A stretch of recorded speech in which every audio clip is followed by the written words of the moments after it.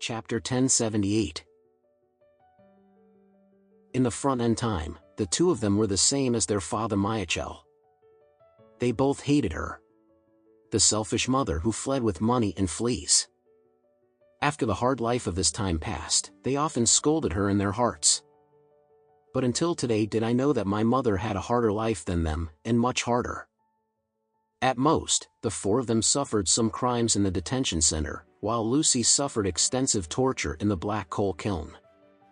The Lady Richard on the side looked very ugly.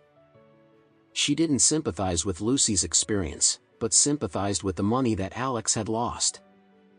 At this moment, the lady walked towards Michael in anger, and slapped him severely in the face when he was unprepared.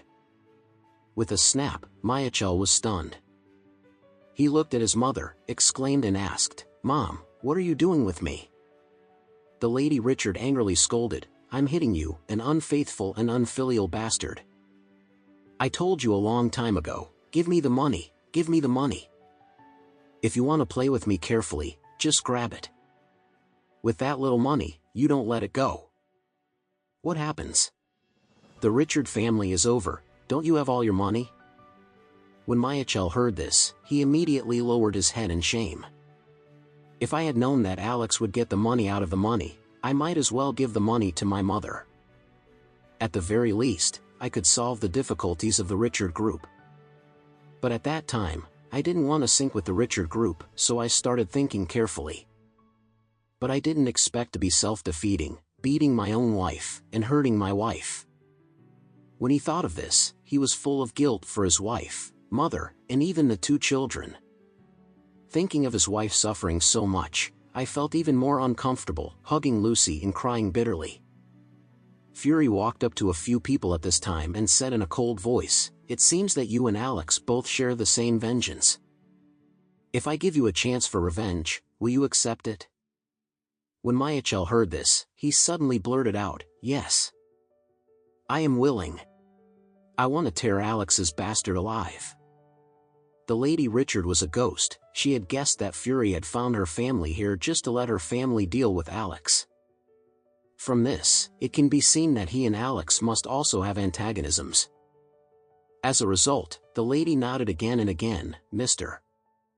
Whale, as long as you give us a chance, we will definitely go all out to deal with Alex."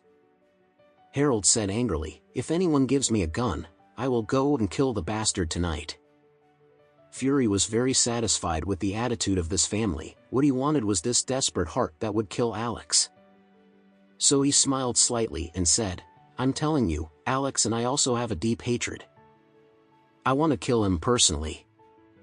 The enemy's enemy is a friend.